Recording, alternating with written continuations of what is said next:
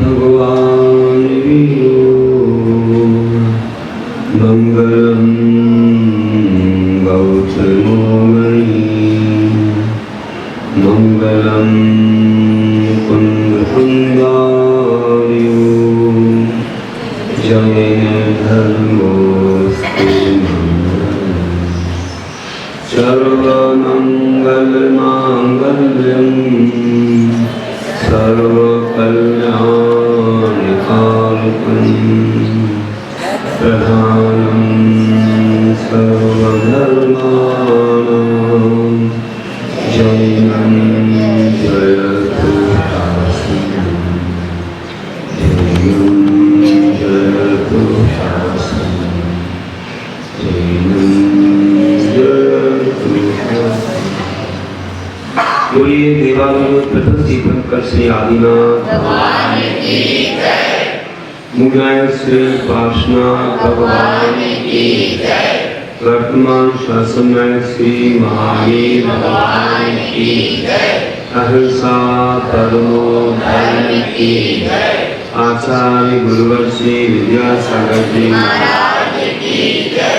आचार्य श्री आजो सागर जी महाराज की जय। आचार्य संघ की जय। सिद्ध देवी जन श्रेष्ठ है करने से पगलो मन्ना सम्यक ज्ञान में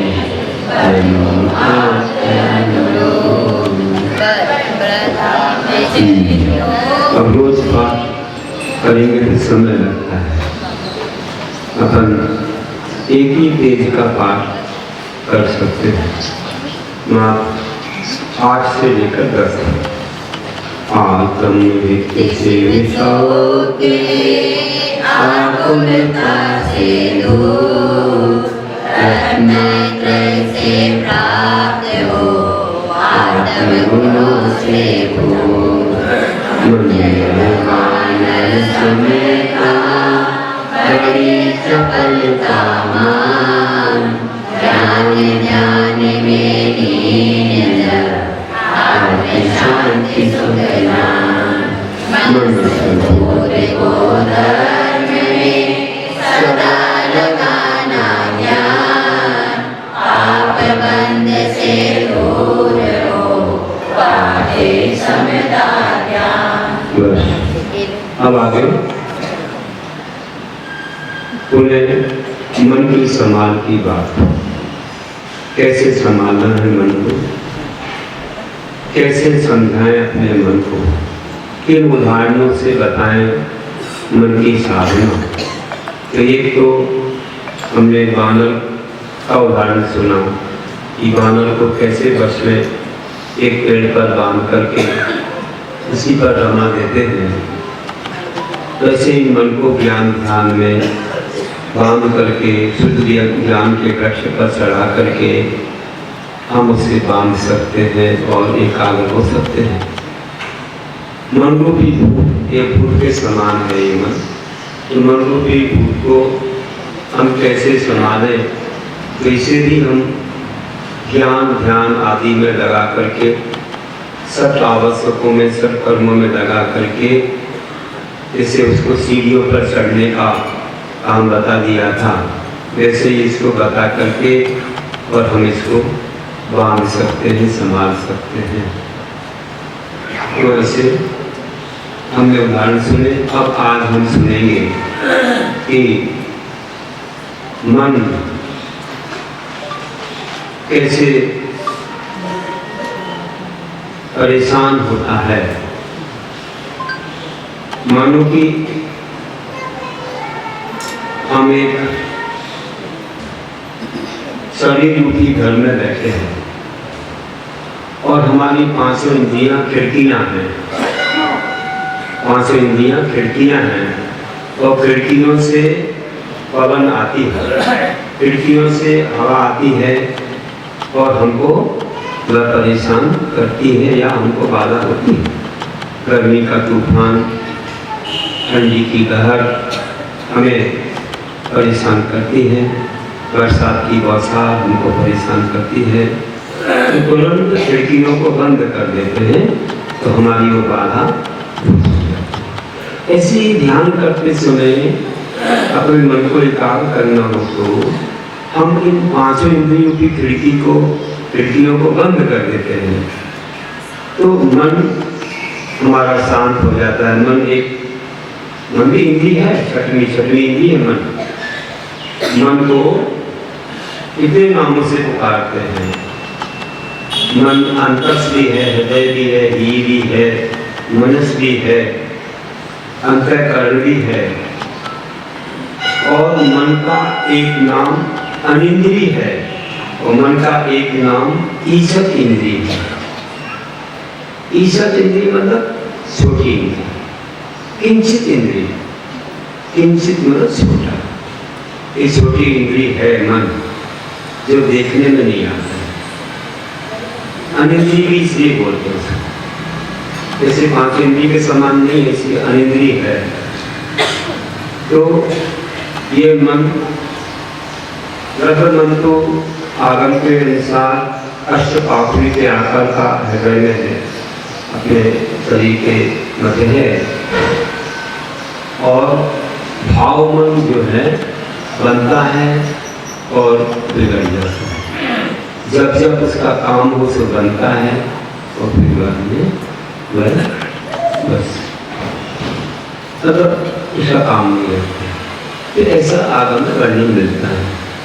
तो हम लोग मन से ही ध्यान करते हैं, मन की एकाग्रता का नाम ध्यान है। तो मन में जो विकल्प होते हैं या मन में जो तरह तरह की आकुल व्याकुलताएं होती हैं बाहरी वातावरण से, तो हमने जैसे खिड़कियों को बंद किया तो हम सुरक्षित हो गए। जैसे पांचों इंद्रियों से बाधा होती मन के लिए, तो पांचों इंद्रियों को कोई स्पर्श है, अच्छे बुरे स्पर्श हैं, कोई भी ठंडा गर्म, रूखा चिकना, हल्का भारी, कठोर नरम आदि, ये जो 8 स्पर्श होते हैं। रसनांद्रिय में खट्टा मीठा कसाला चटपटा तीखा 5 रस होते हैं। रसांद्रिय को सुगंध दुर्गंध होती है। कर्णेंद्रिय के लिए सारे गामा पादानी स्वर होते हैं। ऐसे और चक्षुंद्रिय के लिए काला नीला पीला लाल और सफेद 5 रंग, 5 रंग के हजारों रंग बन जाते हैं। इनको मिक्स करके जैसे गुलाबी कोई रंग नहीं है, लाल में सफेद में गुलाबी बन जाता। तो ये कोई अब इसे हरा है तो नीला पीला मिला हरा बन जाता है। इससे बहुत सारे रंग बन जाते हैं, हजारों रंग बनते हैं। तो ऐसे करके पूरे के पूरे 8 स्पर्श, 5 रस, 5 वर्ण, 2 गंध, कितने हो गए? 20 हो गए। ये 20 देह हैं। तो ये पांचों इंद्रियों संबंधी हैं। इनमें रागद्वेष होता है, अच्छे बुरे मिलते हैं तो हमारा मन बच जाता है, हमारा मन एकाग्र नहीं रह पाता है और विषयों में चला जाता है और हम लोग ध्यान नहीं कर पाते हैं। इसलिए आचार्य नैमिषारण्य स्वामी ने अपने द्रव्य संग्रह में लिखा है कि तुम अगर ध्यान करना चाहते हो तो क्या करो। उन्होंने कहा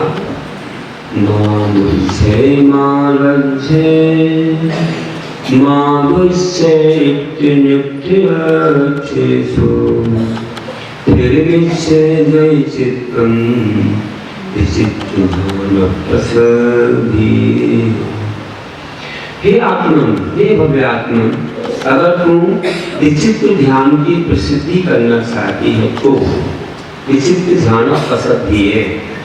विचित्र बहुत महान अच्छा ध्यान करना चाहती है, क्योंकि अनादिकाल से आप लोग ध्यान हो रहे हैं। अगर तू धर्म ध्यान या शुक्ल ध्यान आज नहीं होता, धर्म ध्यान तो होता है, तो तू ऐसे कोई भी महान ध्यानों को करना चाहती है तो क्या कर? मां मुझे मोह मत कर, मां रक्षे लाभ मत कर, मां इससे द्वेष भी मत कर। किसने? एक नित्य अभ्यास। इष्ट मतलब इष्ट अच्छे, अनिष्ट मतलब बुरे, अच्छे से मतलब पदार्थ से। जितने भी अच्छे बुरे पदार्थ हैं इस जगत में, उनमें राग द्वेष मोह को मत कर, तो तुझे विशेष तो ज्ञान की प्रसिद्धि हो जाए। ठीक है, राग द्वेष मोह हो जाता है, विषय सामने रहते, इंद्रियां वहां जाती हैं, विषय को ग्रहण करती हैं, मन में विकल्प आ जाता है। इसलिए इन इंद्रिय रूपी खिड़कियों को बंद करो। कैसे करें बंद? ये खुली रहेगी, कान खुली रहेंगे, नासा खुली रहेगी, आंखें खुली रहेंगी, शरीर पर तो कुछ ना कुछ लगेगा, वायु लगेगी, ठंडी लगेगी, गर्मी लगेगी। मुख बंद रह सकता है, ये बात अलग है। बाकी कुछ आओगे पीओगे तो फिर उसमें नहीं हो।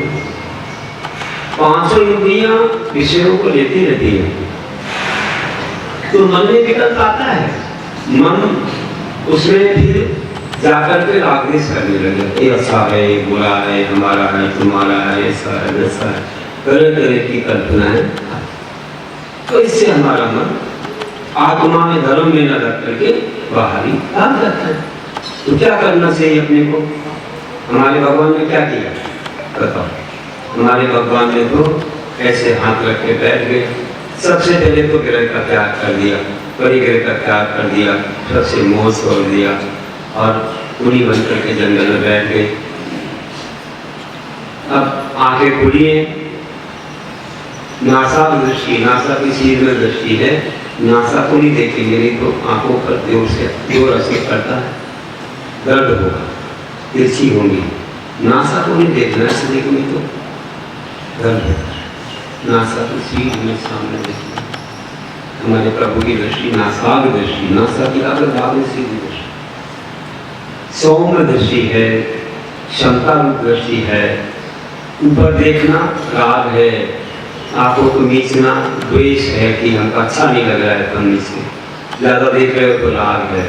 और ये ऐसी दृष्टि ना राग है ना द्वेष है, नासाग दृष्टि है। हमें पीछा गए तो ना आशा की नासा, आशा पर दृष्टि नहीं है, जो नासा दृष्टि है। इसमें भी आएगा वर्णन अपन एक पद में, दृष्टि पर एक पद है इसमें, बाद में कहेंगे। मुद्राओं का वर्णन करेंगे ना, जब ध्यान की मुद्राएं क्या होती हैं। अभी सब गर्भ से का भाव आएगा, तो गर्भ में सब चीजें आने वाली, कौन सा आसन क्या, सब चीजें व्यवस्थित करनी। तो अभी मैं सामान्य से कह रहा था कि नासाग दृष्टि में प्रभु राजे जंगल में है, तो उनको ना तो कोई किसी प्रकार का विषय है, वहाँ स्पर्श का तो जीत लिया उन्होंने कि ठंडी गर्मी सब सहेंगे, शरीर मेरा नहीं है, तो कोई आवेश नहीं करते, ठंडी गर्मी सब चीज को सहने। कठोर वगैरह की परवाह नहीं करते, कठोर पर ही बैठते हैं, चट्टान पर बैठते हैं। और इसके अलावा अब रहा कि रसना दी, तो वैसे ही खाने पीने की बात इसमें है नहीं।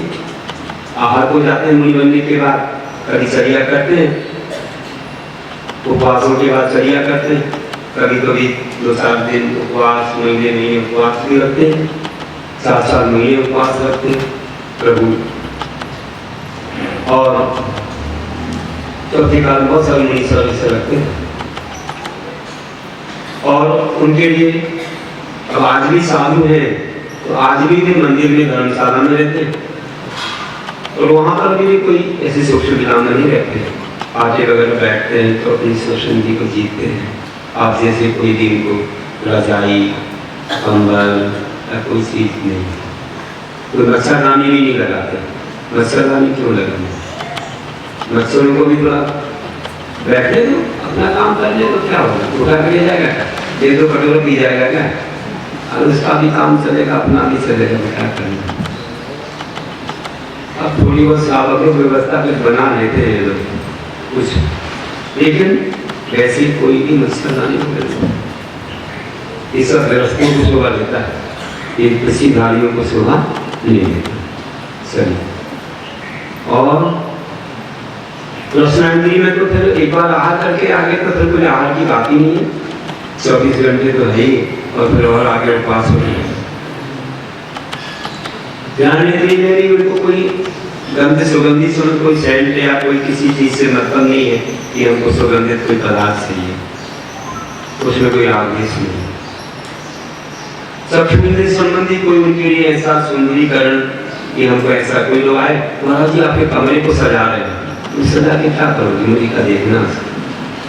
लोग आके देखेंगे महाराज जी को इतना सजवा रखा है, सुगंधी क्या कर लेंगे, आप नीचे लगा दो, लगाना वहाँ लगा, मुझे मेरे कमरे में। अब क्या कहूँगा, थोड़े दिन को बैठा हूँ तो मुझे अच्छे से अपनी विकलांगता में रहने दो, तो मैंने ये साफ सफाई करने लगे, ये सब क्या है।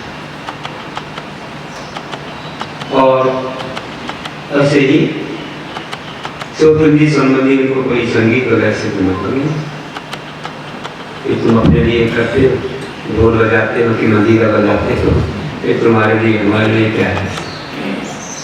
बाकी बहुत सारे एक संगीत है, बहुत प्रकार के संगीत हैं, एक से एक संगीत है, ये तुम्हारा मन लगाने के लिए। समुद्र में होते हैं, मंदीश्वर द्वीप में होते हैं, वहाँ पे सब देव लोग कैसे संगीत में पूजा करते हैं कि उनका मन लगता है, उपयोग लगता है, इससे थोड़ी सी उत्साह है, उमंग आती है, ठीक है, जैसे आप घंटा बजाते हुआ दिया।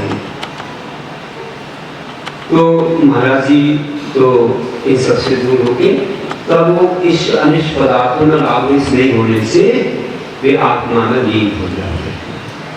अब मान लो एसी होगा, कूलर होगा, पंखा होगा, वो बंद हो गया तो फिर मन में विकल्प आएगा। तो प्राकृतिक वातावरण में रहते हैं, प्रकृति में रहते हैं, नेचुरल चीज रहती है, कोई बनावटी चीज उपयोग नहीं करते। तो ये इस अनिष्ट पदार्थों से उन्होंने ही कहा कि अगर तुम विचित्र ध्यान की प्रसिद्धि चाहते हो तो तुम इस अनिष्ट पदार्थों में राग द्वेष मोह को छोड़ दो। तो उदाहरण हमने दिया आपकी मन के सम्मान के लिए कि मन को ऐसे संभालो कि पांचों इंद्रियों की खिड़कियों को बंद करो, जैसे महाराज जी करते हैं। आप फिर तो हमेशा आप थोड़ी देर को करके देखो, थोड़ी देर के लिए सब भूल जाओ, ऐसी जगह बैठ जाओ जहाँ कोई ना आवाज आती हो। धार्मिक आय तो है, अपना मन उपयोग लगा देंगे तो बाहरी आवाज कोई काम नहीं करेगी, अपना मन कहीं लगाए। मैं आपको उदाहरण देता हूँ कि आप जब नोट गिनते हो, आप नोट गिनते हो तो नोट गिनते समय कोई बच्चा कूदन कर रहा है, कहीं से आवाज आ रही है, तो क्या ध्यान जाता है? आपकी संख्या बिल्कुल करेक्ट वैसी ही निकलती है, एक भी नोट आगे पीछे। मन कहाँ रहता है? एक वही रहता है, बिल्कुल एकाग्र रहता है नोट गिनने में। ऐसे जो हम जाप देते हैं, ध्यान करते हैं, तो अपनी इतनी एकाग्रता हो जाती है कि बाहर क्या चल रहा है उनको ध्यान, ये आपके इंटरेस्ट के ऊपर है, आपके लगन के ऊपर है। लगन अगर ज्यादा जिस तरफ है वही ध्यान रहेगा, नहीं तो नहीं। इसलिए एकाग्रता हमें, और जितना ज्यादा जिस चीज का महत्व जानेंगे, जिसको प्रमुखता देंगे और जिसके लिए हम बहुत महिमाकारी मानेंगे, वही मन लगेगा, इधर नहीं लगेगा। जैसे मान लीजिए हमने बैठा लिया और आपके लिए ये चीज अच्छी नहीं लग रही है, तो यहाँ बैठे बैठे मन दुकान में जाएगा, मकान में जाएगा, रसोई घर में जाएगा।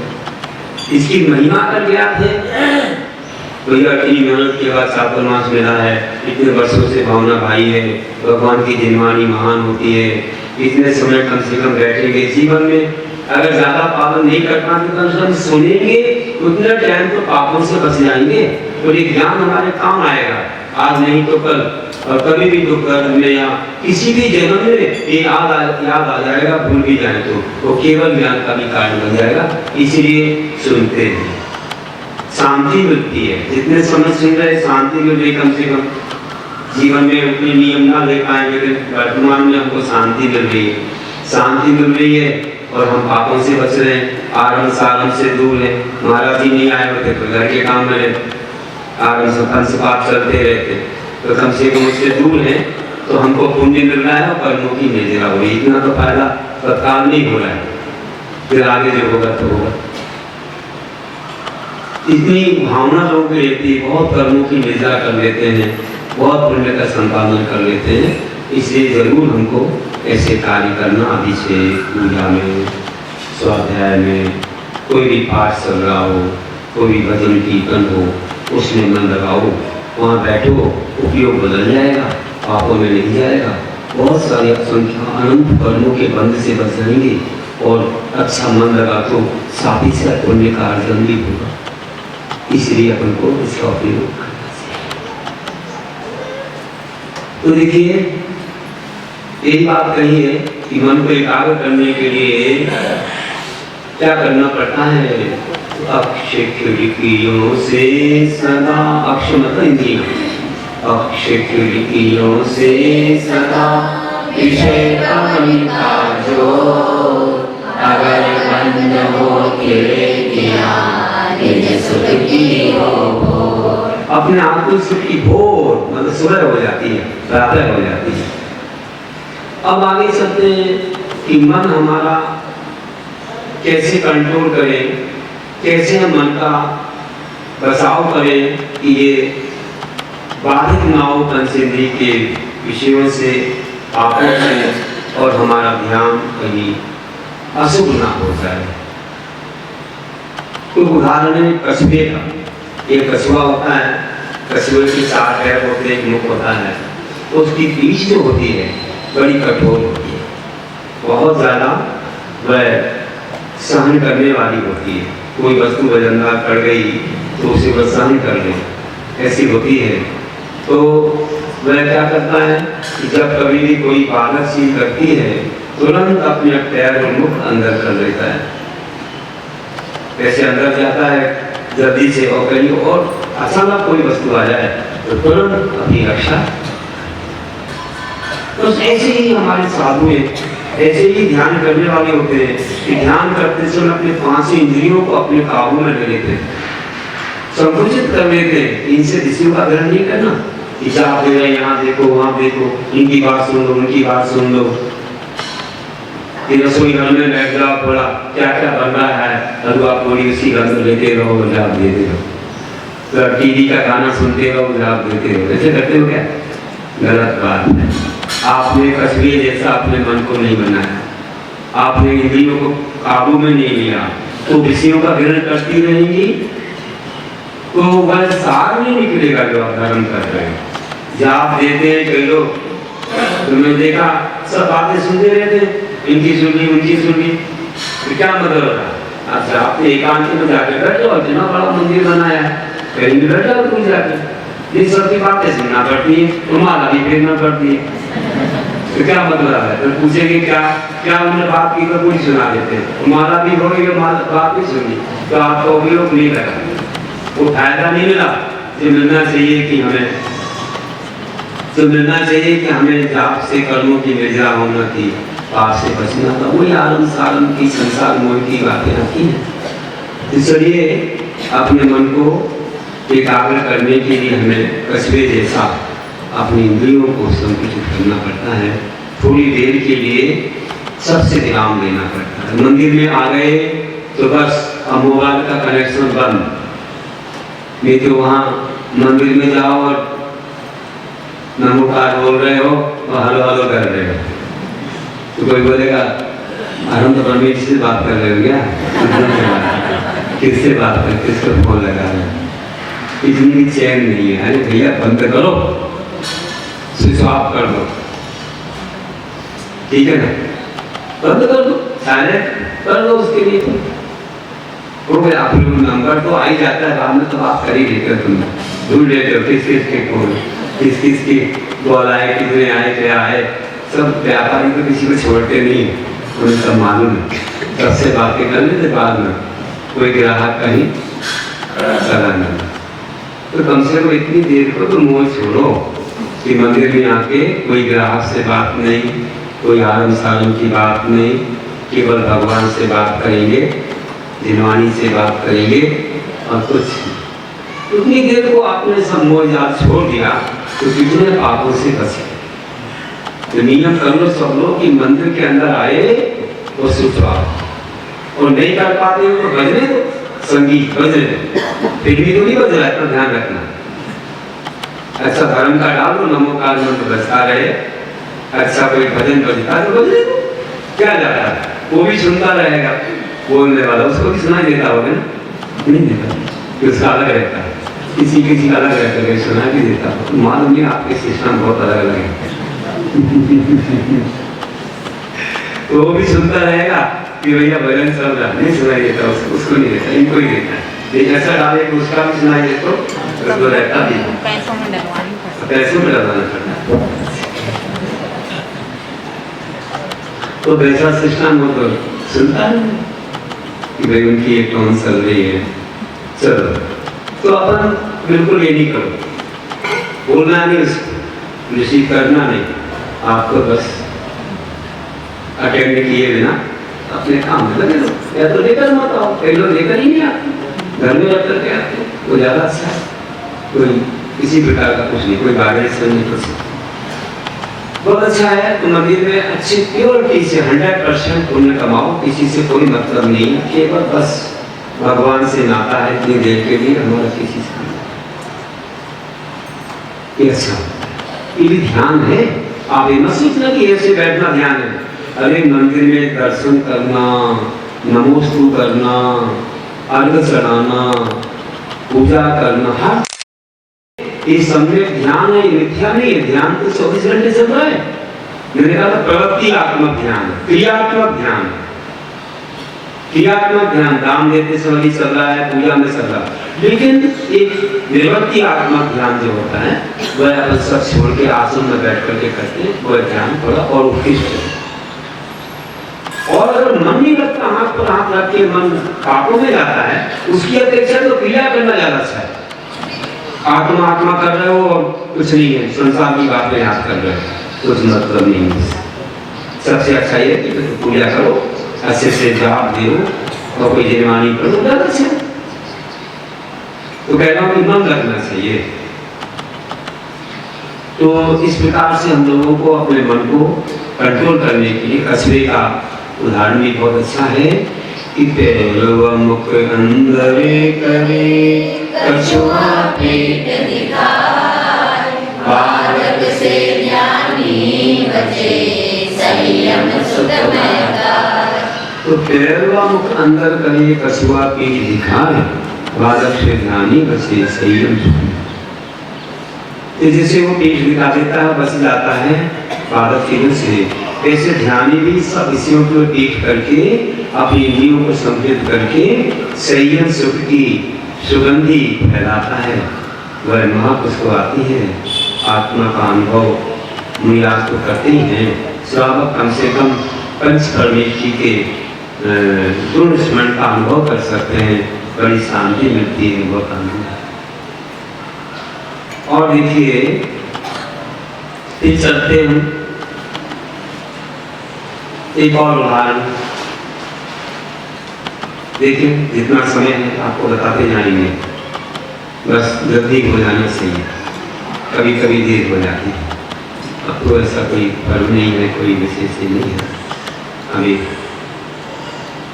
हम लोगों को थोड़ा थोड़ा लेकर के उसको फंसाना है। ज़्यादा ध्यान की बात कर दिया भूल जाएंगे। थोड़ा थोड़ा जितना गरिष्ठ भोजन है ये भगवान के समान है। ध्यान मतलब बहुत विशेष पकवान मिष्ठान है, इसको फंसाने के लिए थोड़ा कम हो गया। तो देखिए कि हम देखते हैं जल में तरंगें उठती हैं। तरंगें उठती हैं तो आप अपने मुख को अच्छे से नहीं देख पाते। अगर उसमें प्रतिबिंबित हो रहा है तो आप क्या करते हो कि उस जल को ऐसे रखना चाहते हो कि कहीं उसमें तरंगे न उठे, कि हमारा ये मुख ना देखे और किसी पदार्थ का दर्शन ना हो। तो तरंगे नहीं उठना चाहिए। तो हवा लगती तरंगे उठती, हवा लगी तरंगे उठेगी तो फिर सही दर्शन नहीं होगा। इसलिए हवा नहीं लगना चाहिए कि किसी बर्तन में कहीं है तो उसमें हवा न लगे। बाकी उदाहरण है कि जहाँ हवा चलती है तो ठीक से प्रतिबिंब नहीं दिखता है। ऐसे हमारी आत्मा में, हमारी आत्मा जल के समान है, उसमें जो विकल्पों की तरंगें उठती है उससे हमें अपनी आत्मा का दर्शन नहीं होता, या उसमें परमात्मा का एक क्षण में। अभी कल बात चल रही थी, कल परसों, कि भरत चक्रवर्ती के 923 पुत्रों ने दीक्षा धारण कर, पहले तो वे जन्म लेते ही बोले, और कहां से आए थे? नित्य निगोद से आए। कि जब भरत चक्रवर्ती समोसन में पहुंचे आदिनाथ भगवान के, तो वे 923 पुत्र भी साथ में गए थे। तो प्रभु से प्रश्न किया कि हे प्रभु, ये हमारे पुत्र होकर के आपके ही सब कुल में पैदा हुए इक्ष्वाकु वंश में, और इतने अच्छे राज कुल में जन्मे जहाँ चक्रवर्ती कामदेव सब तीर्थंकर हैं। 96,000 रानियां होती हैं तो 923 पुत्र कोई बहुत बड़ी बात नहीं। ये जन्मे हैं और जन्म लेते ही हमने देखा कि बहुत गंभीर है। ऐसे गंभीर है, कुछ बच्चे तो रोते भी हैं, कुछ दिनों के बाद हंसते भी हैं, और फिर 2-4 वर्ष के हो तो बोलते भी हैं। लेकिन ये ना बोल रहे हैं, ना कुछ कर रहे हैं, ना हंस रहे हैं, ना कुछ मांग रहे हैं। जो दे दो तो खा लेते हैं, पी लेते हैं, किसी से कुछ मांगते नहीं है, और ये सबसे उदासीन है। कुछ इनकी कोई डिमांड, कोई इच्छा नहीं है, और ये न मां से न पिता से बोलते। तो ऐसे कुल में गूंगे पुत्र जन्मना क्या पाप कर्म हो गए? तो प्रभु ने कहा, देखो ये तुमसे नहीं बोले, ये हमसे बोले। ये तुमसे नहीं बोले, ये हमसे बोलेंगे। ये गूंगे नहीं है, ये सजग है। ये बहुत सावधान है, ये बहुत गंभीर है, ये संसार से उदासीन है। इनको जाति स्मरण हो गया है कि मैं निगोद से आया हूँ। तो निगोद में एक श्वास में 28 बार जन्मो मरो बने।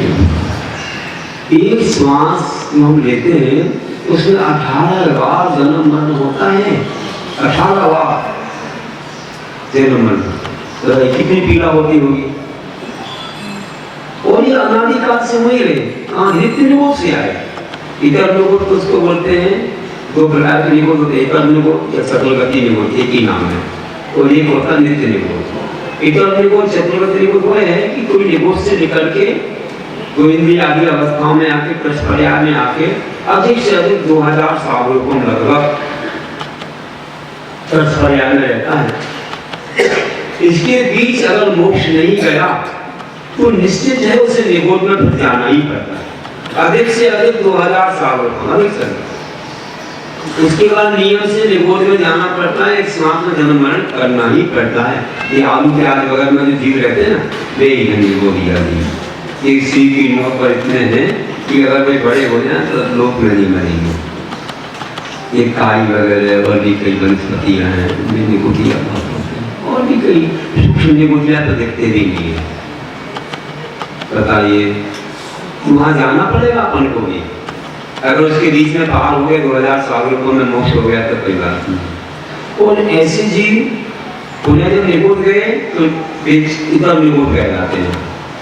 और जो कभी आज तक निकले ही नहीं है, निगोद से कभी किसी पर्याय को प्राप्त नहीं किया, अनादिकाल से निगोद नहीं है, उनको बोलते नित्य निगोद। निकल तो सकते हैं, निकल सकते हैं, और भव्य होंगे तो वे रत्नात्रय धारण करके मोक्ष को भी पा सकते हैं। इतनी बड़ी क्षमता है। तो ऐसे जीव थे वे, जैसे भाड़ में चना भूंजते हैं ना, एक आध उछल करके बाहर आ जाते हैं।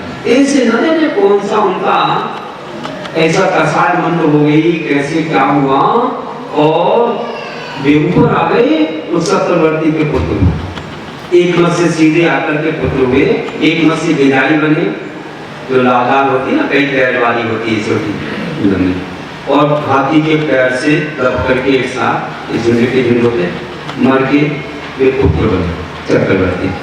2 मत, लेकिन एक मत यही अच्छा मिल रहा है कि सीधे निगोद से आए, इसमें बाधा भी नहीं। और आकर के उन्होंने नित्य निगोद से आकर के जन्म लिया, किसी और पर्याय को देखा ही नहीं, आज तो कुछ भोगा ही नहीं, ना स्वर्ग ना कोई अवस्था देखी है।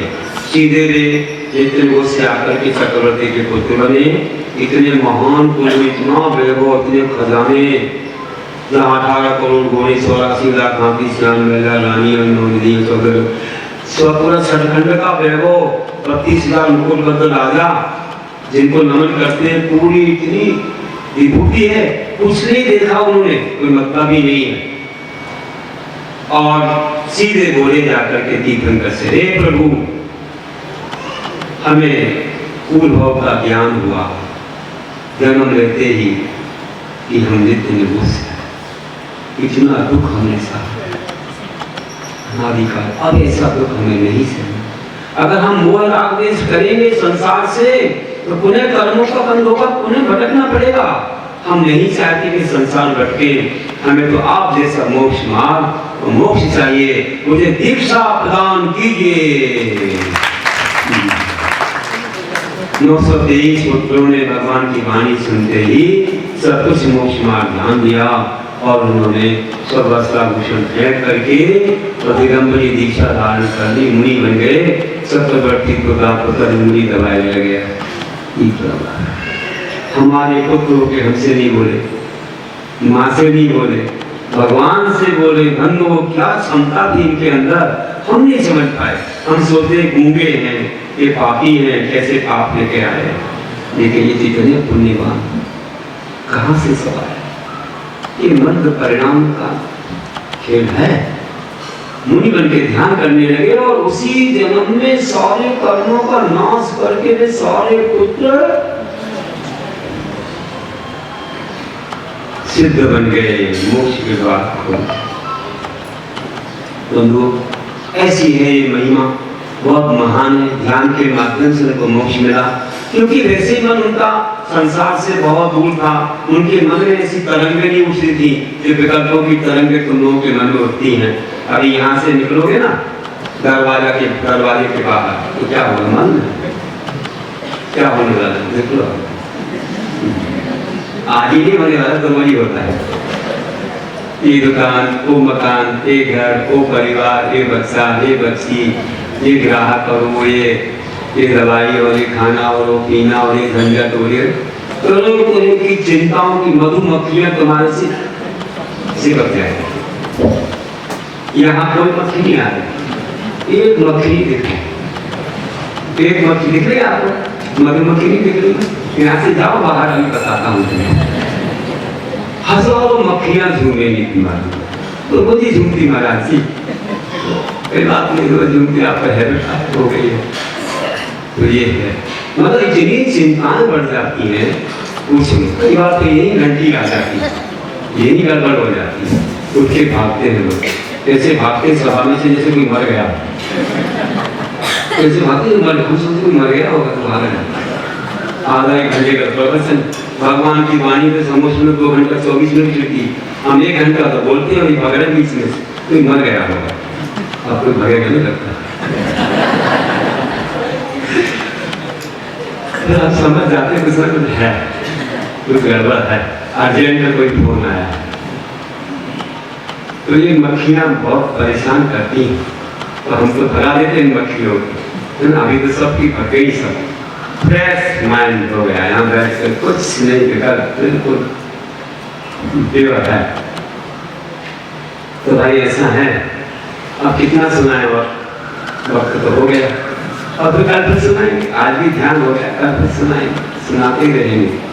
तो एक तो पढ़ रहा हूँ कि वायु गति वेग से जन्मे उठे कर्म, विषयों की वायु रुके निर्मल आत्मनिर्मल।